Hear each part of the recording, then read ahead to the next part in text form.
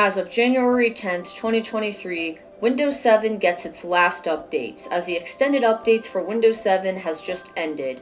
This video shows me installing the last updates in a VM as well as on an actual computer.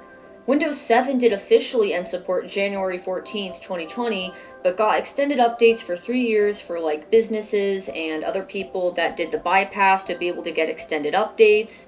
But unfortunately that has come to an end. So you guys will watch me install the last updates on this VM and on this computer, and I'm gonna miss Windows 7 because now Windows 7 is really not going to be usable in 2023, especially because Google Chrome is also dropping support for 7 this month too, just like 8.1, and a ton of other programs are soon gonna follow. So Windows 7 unfortunately has come to an end, and you guys will watch me install the last updates for it. I will miss Windows 7 as well as Windows 8.1, but enjoy this time lapse of me doing updates.